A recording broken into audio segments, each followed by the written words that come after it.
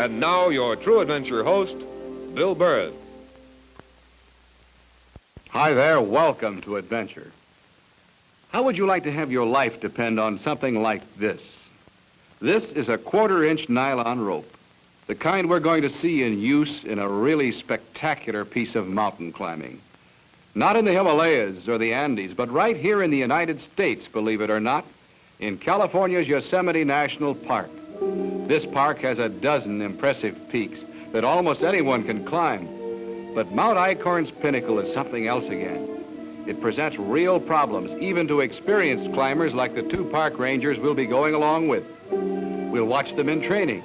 We'll go with them on the actual climb to the summit, and that's where the real excitement begins. When we start back down to the meadow below, because the Pinnacle's walls are sheer vertical cliffs. You almost have to be a human fly to try the ascent at all. And the descent calls for some highly dramatic mountaineering techniques. There are mountains 10 times as high that present no more challenge to a skilled climber than the granite spire called Eichorn's Pinnacle. Stay with us and we'll prove it.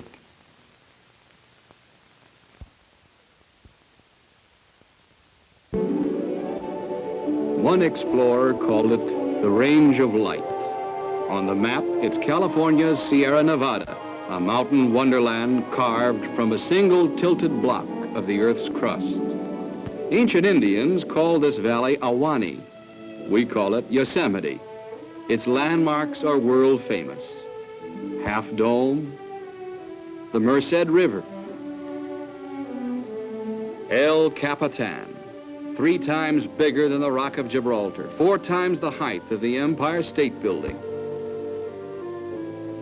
Yosemite isn't just a place. It's something that happens to you. White men have known about the Sierra Nevada since 1776. They first entered this particular valley in 1851. Ever since, people have flocked here looking for beauty or for the excitement promised by its cliffs and pinnacles. The valley and the surrounding hundreds of square miles are a climber's paradise. Take this peak, Eichorn's Pinnacle. That's our destination. On a climb like the one we're going on, your rope is your lifeline. Other essential equipment includes these spikes or pitons. Driven into the rock, they can be used as footholds, or they can be used to anchor carabiners through which belaying ropes are placed. Nerve and muscle aren't enough for rock climbing. You also need specialized technical skills.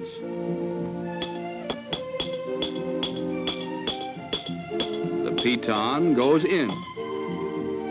The carabiner goes on the piton. In our attempt on Eichorn's Pinnacle, we'll accompany 2 experienced outdoorsmen, because Morrie Conrad and John Merryman are both rangers at Yosemite National Park. They know the mountains and how to climb them. But they're not going to tackle Eichorn's Pinnacle without some intensive preliminary training.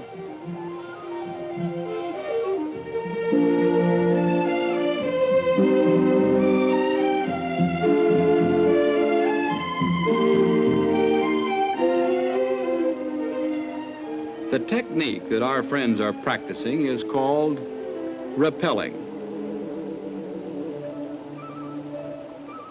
This is John Merriam on his way down, while Morrie Conrad waits below.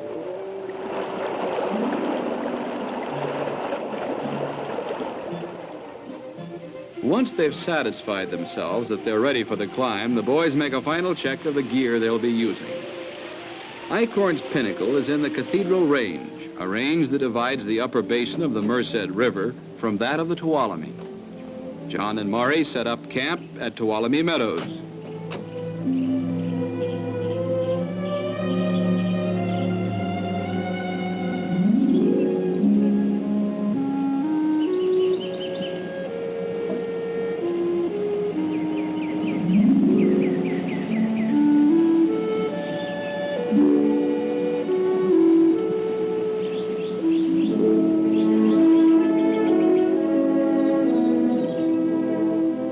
The climb to the base of the pinnacle isn't much more than a stiff hike, at the end of which the real ascent will begin.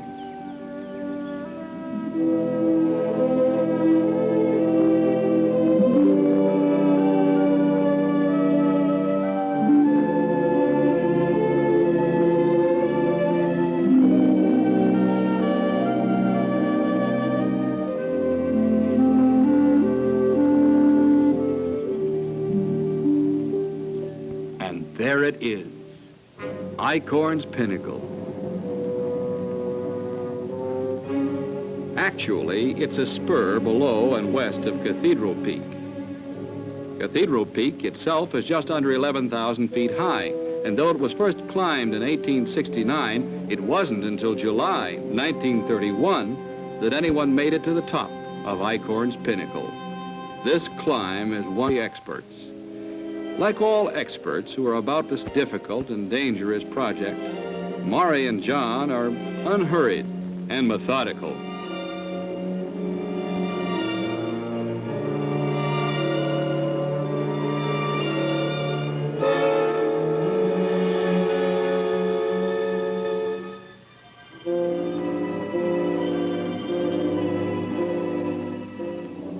Now the real ascent begins.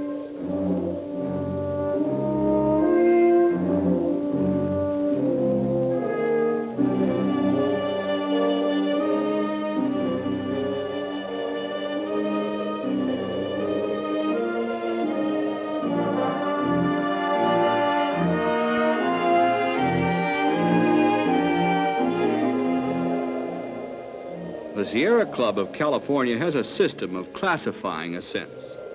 The system is based on the equipment a competent party will need and isn't supposed to measure a climb's actual difficulty. Class 1 calls for nothing more than ordinary hiking footgear. Class 6 calls for pitons or bolts being used for direct aid to provide hand and footholds. So classification at least gives you an idea of the difficulties you're going to encounter. Usually, Eichorn's Pinnacle is considered a Class 4 ascent. But we've chosen to make the climb by a different route, a Class 6 route. And so the pitons are put to use.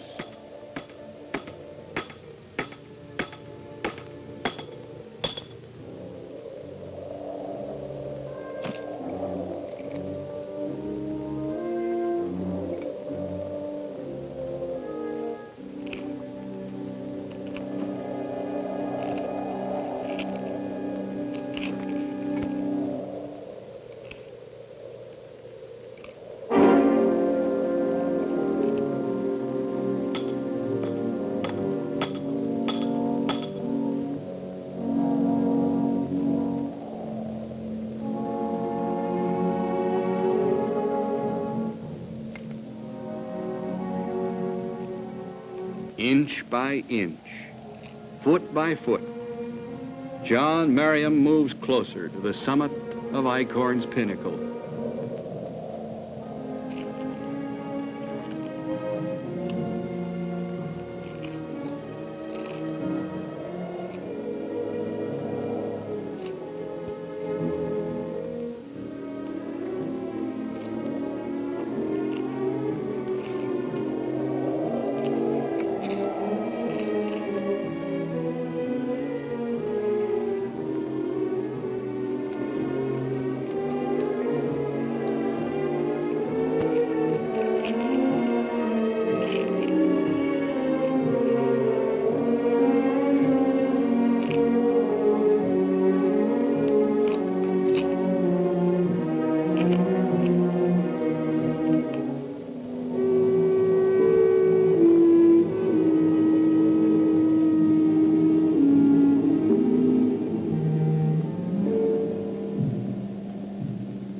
When the leader of a climbing party has reached a safe ledge, he signals for the next man to follow him up.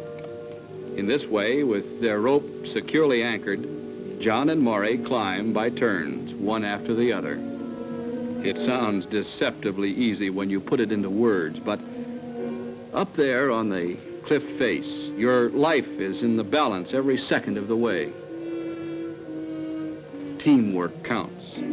So does a sure knowledge of how to handle your equipment, how to deal with emergencies.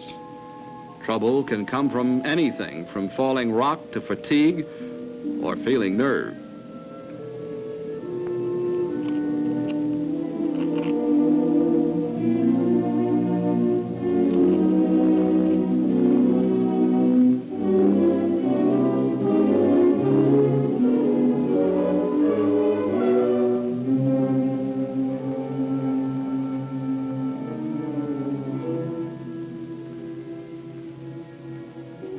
One phase of the climb is over. After a pause for breath, the next phase begins. Morrie takes the lead this time. We're going around the pinnacle to complete the ascent up a different face of the rock.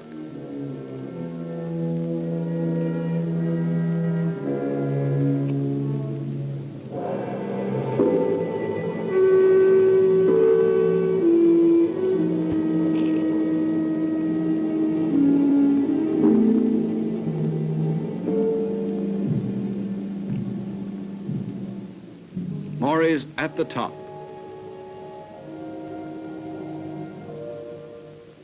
John's turn now. Moving slowly and carefully, like a human fly, along a narrow ledge in the cliff face.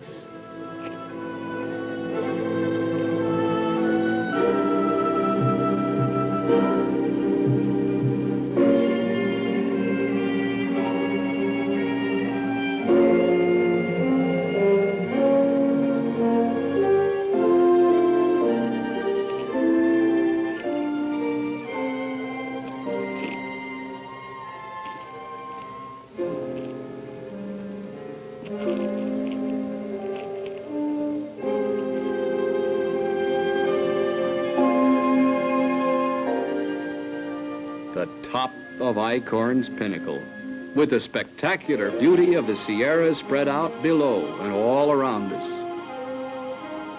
A successful climb, like virtue, is supposed to be its own reward. And a view like this, a well-earned bonus.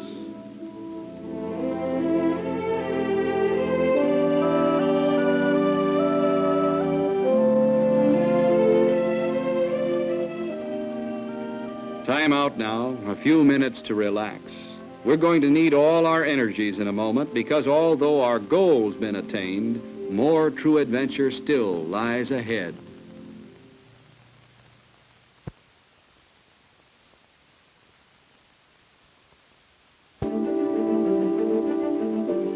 We're in Yosemite Valley National Park, along with two park rangers, John Merryman and Morrie Conrad. We're at the summit of the granite spire called Eichorn's Pinnacle. From here, there's nowhere to go but down. No reason to use the slow inch-by-inch climbing techniques that got us up here. There's a better way and a faster one.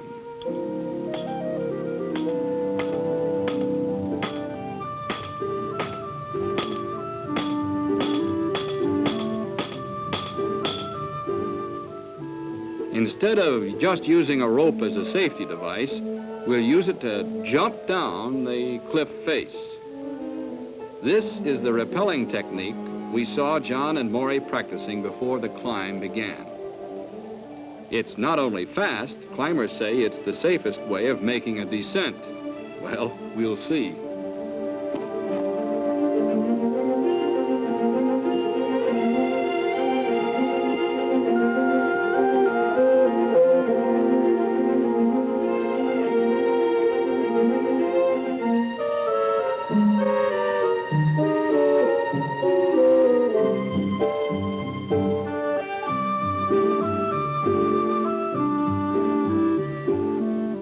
The descent begins.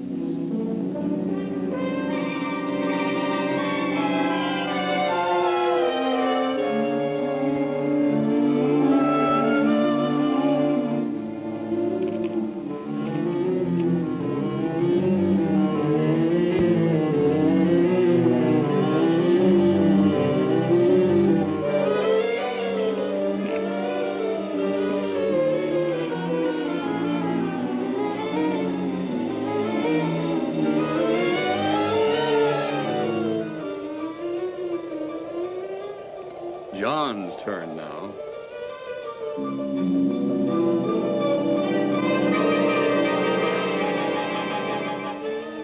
Straight down.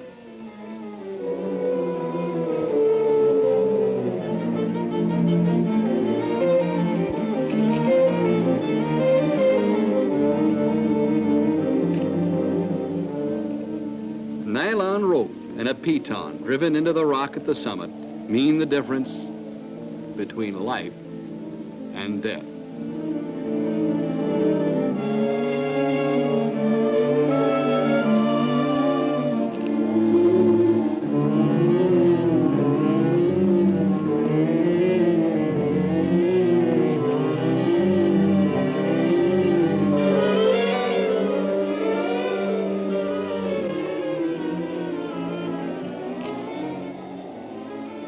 The rappel is completed. The line is released. The hard part of the climb is over. We've made it up the almost perpendicular granite face of Eichorn's Pinnacle. We've enjoyed the exhilaration of that return trip. The team has worked well.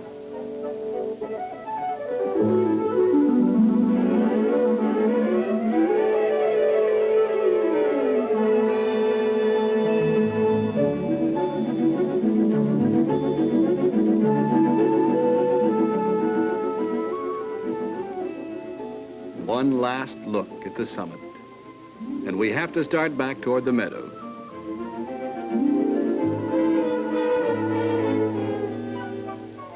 We're returning by way of the shaded side of the mountain. The winter snows haven't melted here yet, and the boys are full of exuberance.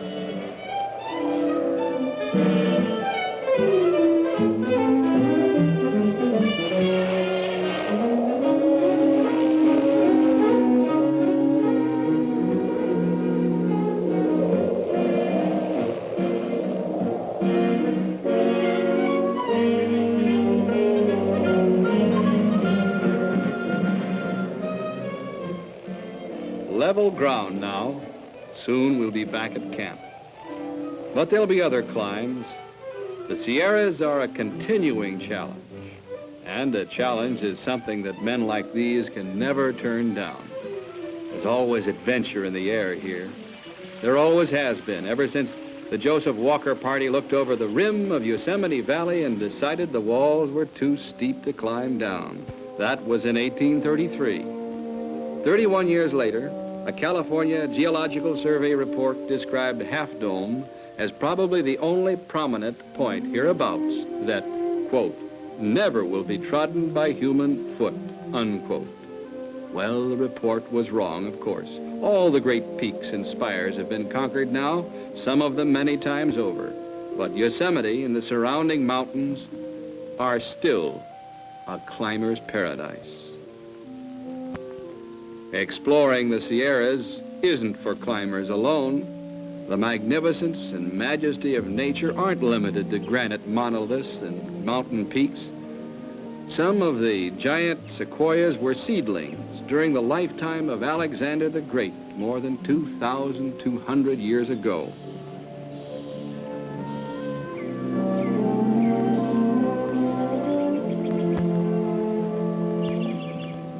There's wildlife, too, even if it's on a smaller scale.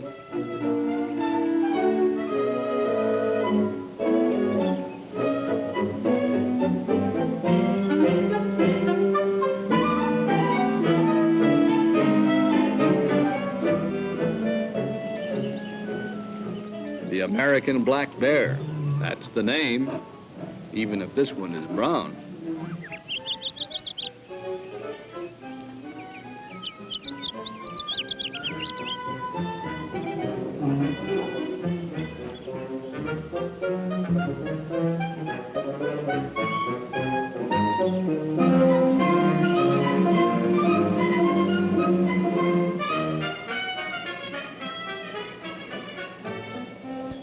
To John and Morrie, the creatures of the Yosemite forests are old friends.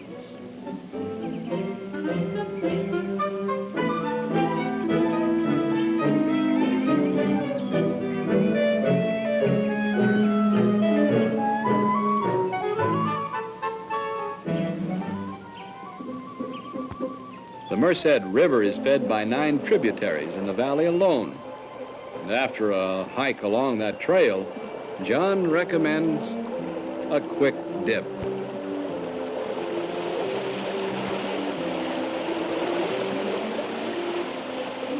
In a setting like this, it's easy to believe that there are no other humans within 1,000 miles.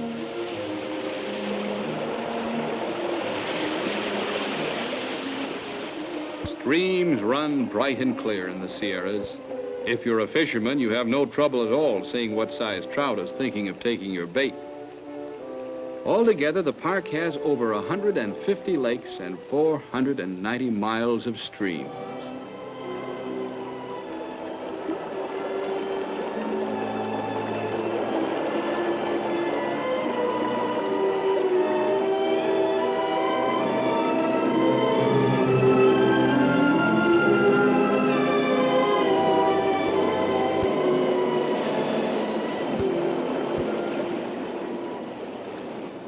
Most of the world's waterfalls are of this type, cascades, in which the water descends step by step down a series of ledges.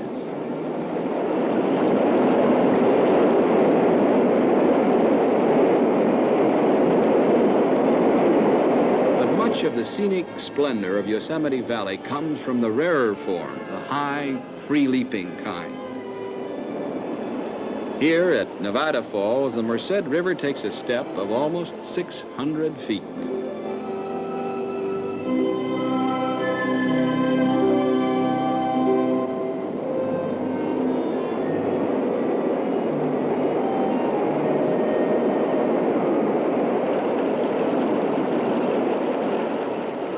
Nevada Falls is just the first step the river takes in a 2,000-foot descent from the Little Yosemite Valley.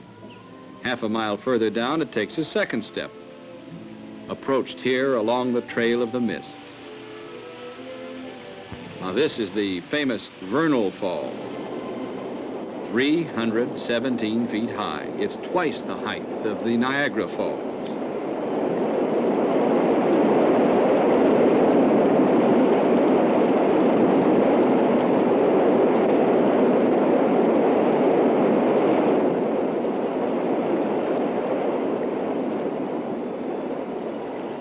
But even this seems almost insignificant in Yosemite Valley. Bridal Veil Fall is more than 4 times as high. Upper Yosemite Fall is higher still, 1,430 feet. Ribbon Fall more than 1,600 feet.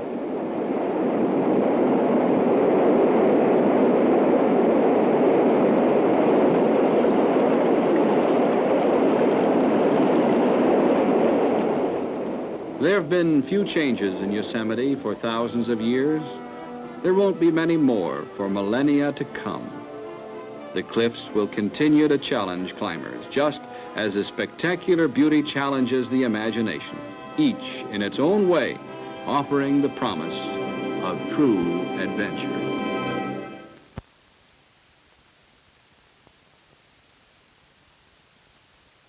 How Morrie Conrad and John Merriam climbed Eichorn's Pinnacle, an exciting story with a happy ending. But it could have been an unhappy one. It's happened often enough. Take the conquest of the Matterhorn in the Alps. Now, there was a mountain that a lot of experienced climbers said would never be conquered, but one morning in the year of, I believe it was 1865, a party of 7 men made it to the top. For the party's leader, it was the realization of a dream that he'd had for many years. But moments after they started back down, one man made one small fatal mistake. He fell and took 3 others with him down a 4,000-foot drop. If the rope hadn't broken, the others would have gone with them. 4 lives, a heavy price for conquering a mountain. But it's a price that dedicated mountaineers are willing to risk. Climbing is their game, and danger is one of the rules. I hope you've enjoyed sharing this true adventure with us. Until we meet again, this is Bill Burrud saying, may all your adventures be happy ones.